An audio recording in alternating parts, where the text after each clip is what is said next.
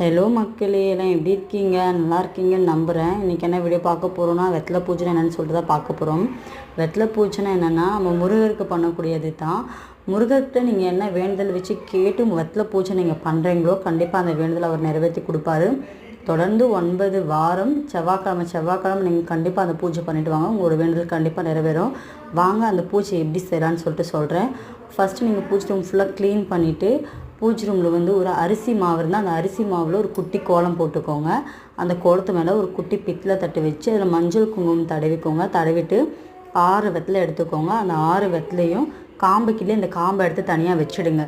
அந்த 6 வெத்தலையும் front and பேக்னால் முன்னாடி பின்னாடி இல்லை, வெத்தலைக்கு மேலே கீழே, அதாவது கொனலையும் கடைசிலையும் மஞ்சள் குங்குமம் வச்சுருங்க.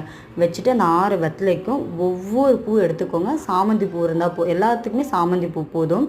அந்த சாமந்தி பூவில் மஞ்சள் குங்குமம் வச்சுக்கோங்க. அந்த காம்பு தனியாக வச்சுருக்கீங்க இல்லையா, அந்த காம்பை ஒரு மண் சிப்பி, குட்டி மண் சிப்பியில் அந்த 6 காம்பையும் போட்டு, நெய் இருந்தால் நெய் போட்டுக்கோங்க, நெய் இல்லையா எண்ணெய் போட்டுக்கோங்க. எண்ணெய் போட்டு திரி போட்டு விளக்கேற்றிடுங்க. தூப ஆராதனை சாமிக்கு காட்டிட்டு மலர்களால் போற்றி சொல்லுங்கள். முருகர் போற்றி தெரிஞ்சவங்க சொல்லுங்கள், இல்லை அதுக்குன்னே தனி புக்கு வைக்குது, அதை வாங்கி முருகர் போற்றி சொல்லுங்கள். உங்களுக்கு கண்டிப்பாக நல்ல பலன் கிடைக்கும். இந்த பதிவை பார்த்தவங்களுக்குலாம் ரொம்ப நன்றி. மறக்காமல் லைக், ஷேர், கமெண்ட் பண்ணி சப்ஸ்கிரைப் பண்ணுறேங்க. Thank you all.